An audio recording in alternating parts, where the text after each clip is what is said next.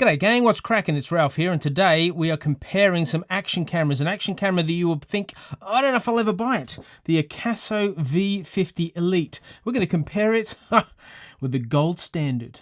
That's right, I said it. Sorry, GoPro. The DJI Osmo Action. Because this is much, much cheaper than your other action cameras, and this is 40% the price of this. So, putting them head to head, will the DJI Osmo Action crush and destroy the AKASO V50 Elite? Stick around and you'll find out very soon. Just not working. Gosh. Oh, it's so good. Welcome back. If you want to be part of this creative crew, please subscribe below. There's videos that come out every Tuesday, every Saturday on creative photography. And I'd love for you to be part of this community that we're building around creativity, where you can come create with me. If you want to shout me a coffee too, there's a link in the description below. Now let's get stuck into it.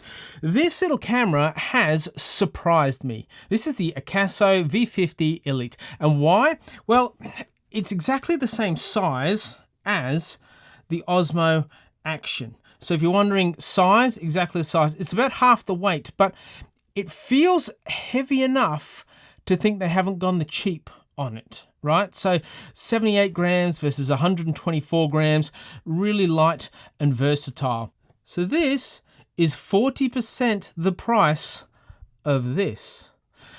And what I thought was, if you buy something that's 40% the price, you might expect 40% of the performance.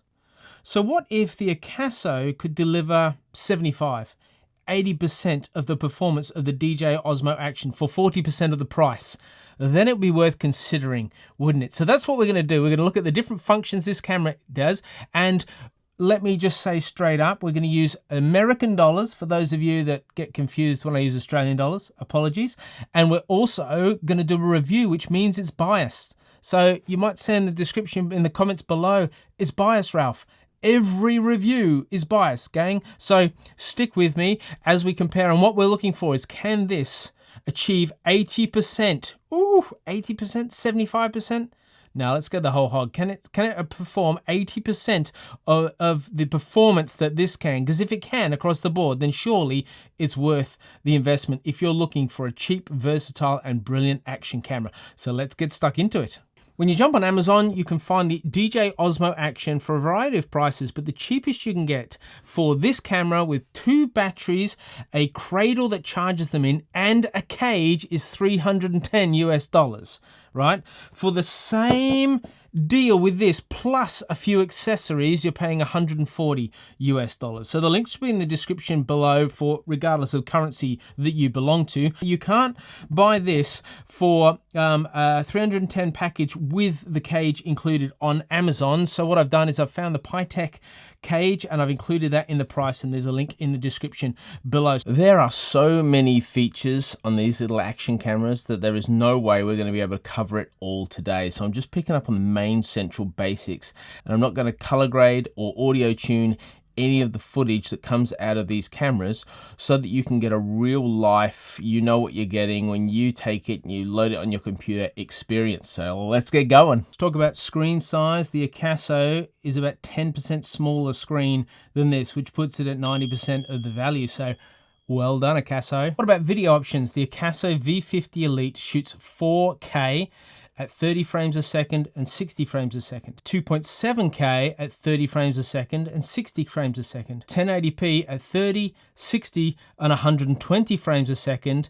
and if you want to go down as low as 720p, it shoots 240 frames a second, but without stabilization. You also don't get stabilization on the 120 or the 60, but we'll talk stabilization in just a minute. That is opposed to this that shoots everything from 24 all the way up to 60 frames a second on 4K, from 24 all the way up to 60 frames a second on 2.7, and from 24 all the way up to 240 frames a second on the 1080p. But we'll talk about slow-mo in just a minute also. Battery life on the Osmo Action ranges from anywhere from 63 minutes up to 135 minutes, depending on how much filming you're going to do. And the battery life on the AKASO goes all the way up to about 90 minutes. To recharge, about 60 minutes, and between 60 and 90 minutes. So a little bit longer to recharge, but well well in the same playing field for both these cameras. Now, if you're going to get this camera wet at all, you need a case. It's like the early GoPros, if you remember them. Case is simple, comes in the box that you buy the camera with. You just push it in, it air seals, and click it down. It's got a tripod mount on the bottom if you want to put it on a selfie stick or a little tripod or whatever you want to do with it. And you can keep it in the case if you wish by pulling off the back and then putting the case mount on that has the hole in the back that gives you full access to the touch screen. So you can't, when you've got it underwater, access the touch screen. Whereas the Osmo Action is waterproof all the way. Now, it's not quite 80% good, but they thought about it. So like 70%, because it's not waterproof, but they've made it so you can, but it's an extra heap of hassle if you're going to get it wet also. So the waterproof front, not quite. And this is what it looks like when you stick it under the water. There's been no color grading in this video whatsoever and no altering of audio as it comes out of the Action camera so that you can get an accurate feel and look for what it looks like. So do you like the color profile that comes with it? Talking about color profiles, let's go to when I vlogged in the park and you can see both the audio quality and the color quality straight out of camera. So this test is to do two things. It's one, so you can see the color grading with both cameras in exactly the same position and the same background and the same settings. So it's on 4K at 30 frames a second. The other is to vlog into them and see how clearly you can understand me audible. So this test is to do two things. It's one, so you can see the color grading with both cameras in exactly the same position and the same background and the same settings. So it's on 4K at 30 frames a second. The other is to vlog into them and see how clearly you can understand me audible. What do you think? Worthy of the tick of approval? I bet you're dying to know how the slow motion function works on this. And so what I did is I took it down the beach and I splashed about to see what it can capture. Remember, 120 frames a second, whereas the Osmo Action does 240. You could do 240 in this, providing you shoot at 720p, but then the quality really breaks down. So I wouldn't recommend that at all. 120 frames a second versus 240. It's half, but you still get to do a bit of slow motion. I'm going to give it, because you still get to do super slow motion. It's not super slow motion, but it's pretty good. And now we do the image stabilization test. And how is that? Is that nice and stable as I run along? This is testing three things. One, the quality of 1080p at 30 frames a second. The video quality at 1080p. Two, the high dynamic range of walking between shadow and light, bright sunshine and dark shadow. So we go from bright sunshine into shadow. And three, how the audio goes when there's a bit of wind knocking it around. So what about the low level light test? As you can see on this side is the AKASO and on this side is the Osmo Action. I'm in the garage with the garage door open a smidge to allow some light in. It should be terrible. The quality should be terrible at 4K 30 frames a second, but we will know by now whether it is or not.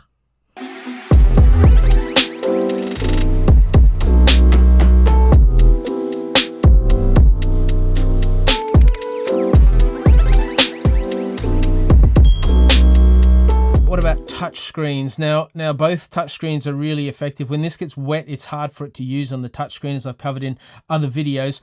However, you can't get this wet, but the touch screen doesn't miss a beat.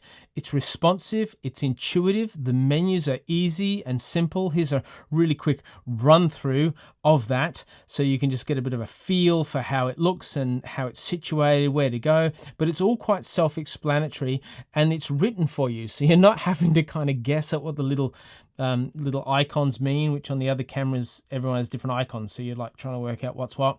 But it gives you full creative control, which respect, AKASO, respect. Let's look at the stills that these little cameras can do. The AKASO can shoot 20 megapixels, the Action can shoot 12 megapixels, and the difference is in the detail. If you look at these two images of basically the same shot, you'll see that the AKASO has a fisheye effect that you'll have to correct in post. It makes everything pop in the middle, and fade away in the sides, and you don't want that. It looks skewed and weird. But the Osmo Action doesn't have the fisheye. However, the colors are better, the clarity's better, but the detail's better on the AKASO. So what you get on these, you get better color and no fisheye. You get greater detail because it's 20 megapixel. But obviously, if you push that, especially if it's darker, you'll get fuzzier because it's the same sensor size on both. Or, well, if it's not exactly the same, it's pretty close. We're nearly there, but we've got a couple more things that we need to say that are really, really important. There are some differences between these cameras that are incomparable that you need to know about. First of all, with the DJI Osmo Action, you have a front screen that you can flip between the back screen and the front screen. The AKASO does not have that. The Osmo Action has a firm door on it that takes some pushing in, and it's also waterproof. The AKASO's door just pops off really quite a bit too easy. You see that? That would be one of my concerns, that you do that and the battery would just pop out. I don't know. No, the battery's caught in there, which is nice. It's got a tag that you can pull it out on, but it's just a couple of times it's in your bag and it's come out. So just be careful of that. This has a USB-C adapter, and that's all it works with, which is quick and fast and a way of the future. The AKASO doesn't. It has these other plugs, which is maybe micro. They're standard, it's just not USB-C, and the way of the future is becoming more USB-C. With the Osmo Action, you can put more audio adapters on, so you can plug in an audio adapter into the side here, and you can have external audio. You can't do that with the AKASO, but let's keep in mind that the AKASO is actually a budget action camera and is not like a full vlogging setup. You would have this perfect if you're like, I just want an action camera that can take amazing photos. Maybe when I'm with the family, I can stick it on my chest or my helmet if I'm going for a bike ride, or can put it in the casing if I'm going for a surf. I can just have it knocking around the car in the glove box so that when I need something I can pull it out and it delivers. This is perfect for that. It's budgeted perfectly for that. It also has a 1/4 inch mount on the bottom, so you can put it directly on a tripod if you wish, or you can put an attachment, say a light, on the bottom if you're filming in the dark and you need some more light. So that's pretty handy, whereas the Osmo Action has nothing. Comes with all these funky accessories. I'm not going to waste our time by going through them. Just look it up on the website, but there's a ton of different things that you can put this on that enable you to use it in different ways. So you have to buy them all separately for this, and I'll put a link below for this because there's some good packs you can pick up for really, really cheap and worth doing if you're going to have an action camera that you want some versatility with. But one of the things I really value is it comes with a tripod mount so that you can attach it to a tripod or to any sort of 1/4 inch mount should you need to. And then this cool, one of the final things to say, it has a zoom function, so you can actually zoom in, and it goes well with the fact that it also has a wide setting,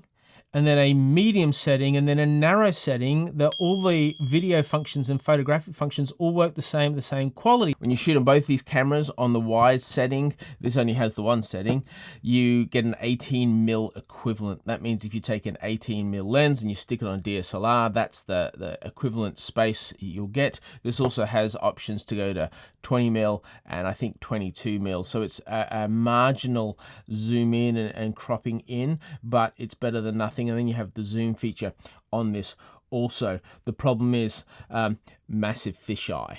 So what fisheye means is the sides start to bend and curve, whereas this has a de-warp function to make everything straight. So keep that in mind, that the wide is good and they both shoot as wide, except its wide is not as good as DJI's wide because of the fisheye effect that you would have to crop in, and you'd lose some of the width, probably making it 20 or 22 when you repaired that in post. But if you're just using it as an action camera, fisheye is fine.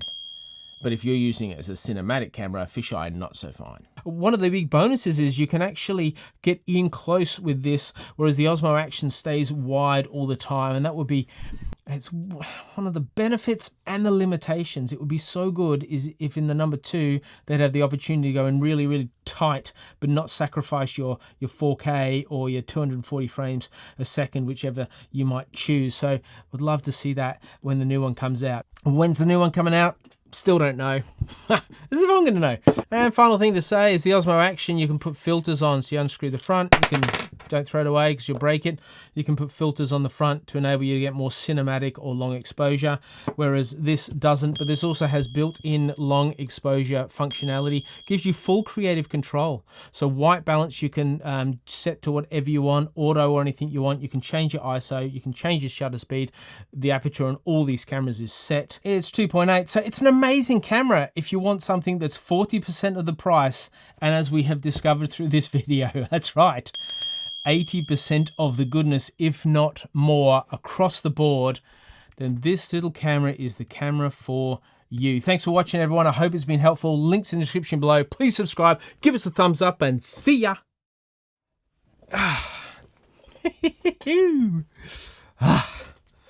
Filming day. Love it. Set at 2.8, I'd imagine. Should check that, shouldn't I? AKASO? Now what about touch screens? This little touch screen is off at the moment. This is testing three things. 1, the video quality. 2, the dynamic range. And 3, this is testing 3 things. It's tasting